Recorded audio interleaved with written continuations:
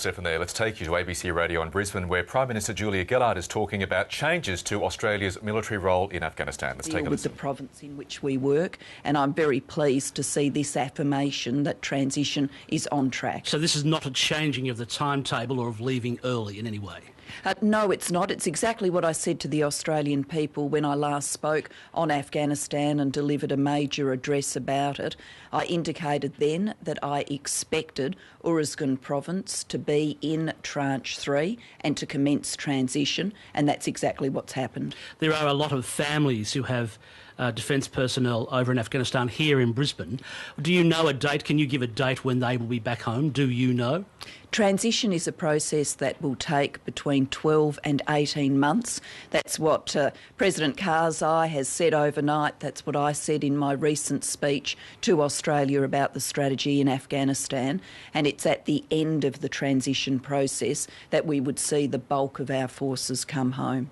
So here in Brisbane, the families that are waiting for their members to come home, can we say that they have done their job as has been asked of them?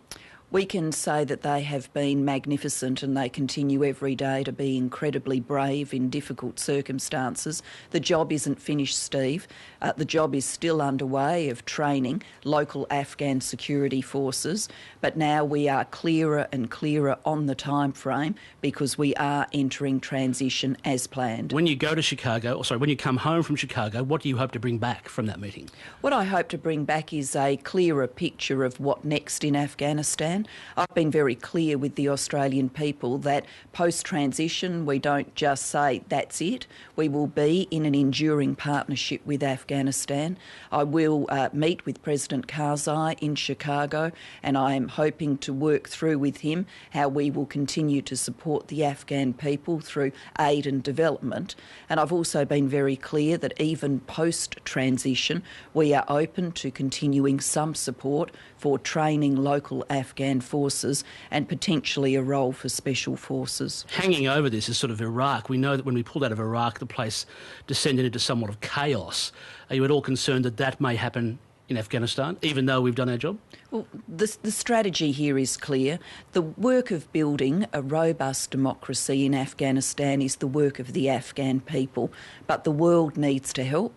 We need to help through a continuing engagement. We need to help through aid and development, and certainly Australia is standing ready to do that.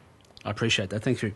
Prime Minister Julia Gillard is my guest. This is 612 ABC Brisbane and ABC Digital Radio. My name's Steve Austin. When you first met Campbell Newman, our Premier, how did you find him? I met Campbell Newman shortly after the election. I had met him before in other contexts when he was Lord Mayor of Brisbane. I'm intending to work with Premier Newman. I don't think anybody likes it when federal and state governments just play a never-ending blame game. So we're going to get on with the job, and I think at COAG, when Premier Newman attended his first Council of Australian Governments meeting, he showed a spirit of wanting to get on with the job, and that's what I want to do too. When you pitched the National Disability Insurance Scheme, how did you pitch it to him? How did you make your argument to him? Well, to everyone, whether it's a Premier or a Chief Minister sitting around the COAG table or talking to someone in their local community, the argument for the National Disability Insurance Scheme is a pretty simple one. At the moment, whether you get good care and assistance with a disability depends on the circumstances in which you got it. So if you're injured at work, you'll get a different deal from someone who was born with a disability. Now, I don't think that our care and concern for Australians with a disability should depend on some bizarre lottery about how their disability came about. And I am particularly concerned for Queenslanders because per head of population, less is spent on disability services in this state than any other part of the nation. I think we can do better than that. Right across social services, but it's been that way with previous Labor government and the Bjelke-Petersen government before that 20 years ago. It's been historically low in a whole range of areas. He apparently told you that Queensland doesn't have the money for it at the moment. What did he say? We've budgeted $1 billion to move to having launch sites around the country. Now, just to backtrack and then I'll answer your question. When we decided we wanted our nation to have a national disability insurance scheme, we asked the experts at the Productivity Commission to have a look and give us advice. They said best way to do it is to launch it in a limited number of areas to learn the lessons of the launch before you roll it out nationally. We've decided to do that, but we want to do it more quickly than the Productivity Commission recommended because Australians with disabilities have just waited long enough. So we want to launch in a number of sites around the country from the 1st of July next year. We put $1 billion on the table in the budget. We do want states and territories to make a contribution if they are going to host a launch site, but we are there with the lion's share already budgeted. And if all of us... What about 75% or something, is that right?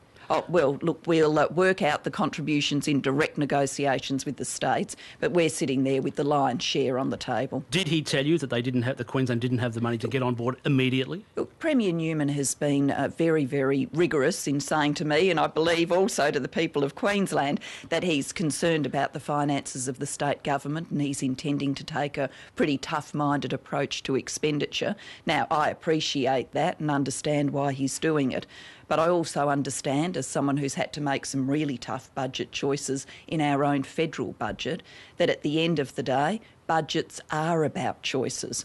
What you are prepared to cut in order to free up money to invest in things. I believe that there's few better investments than doing something that offers people with disability more of a life of hope and inclusion than we do now, and particularly in a state where you're at the lowest spend per head. I think we need to do better than that. And I'm not trying to make a political point about that, Steve. I'm not trying to say that's Premier Newman's government as opposed to past Labor governments. I'm not trying to do that. Just pointing out a simple fact.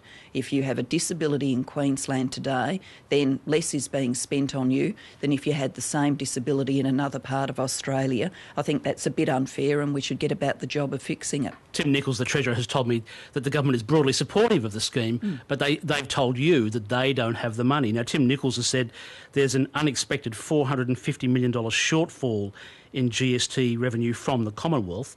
Will you make up that shortfall in order to help Queenslanders take hold of the NDIS or become one of the launch sites? Let's be clear about what happens with the goods and services tax. We, the federal government, does not determine its distribution between states. That's done independently by the Commonwealth Grants Commission.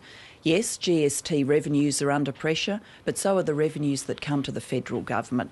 Company tax, capital gains tax, the sort of revenues we rely on, have taken incredible hits as a result of the global financial crisis. To give you just one figure, company tax is $110 billion down from normal times, that is non-GFC times. Now, in a revenue-constrained budget, we've still made the right choices to put money into the National Disability Insurance Scheme. All I would be asking is that Queensland and other parts of the country, in a revenue-constrained environment too, make similar choices because of the importance of people with disabilities getting a fair go. So the answer is no, you won't make up the GST shortfall that Queensland is experiencing? A federal government has never made up a GST shortfall. That's not how the system works. It's never worked like that from the day that Prime Minister Howard conceived of the GST. My guest is Prime Minister Julia Gillard. So today it looks quite likely that because of the reasons of keeping his electorate commission, his pre-election commissions, Queensland will not be a launch site for the National Disability Insurance Scheme. Well, I wouldn't be coming to that conclusion yet, Steve. I mean, the process here is we ask the Productivity Commission... It's the Prime Minister, Julia Gillard, speaking to our colleague Steve Austin on ABC Local Radio in Brisbane.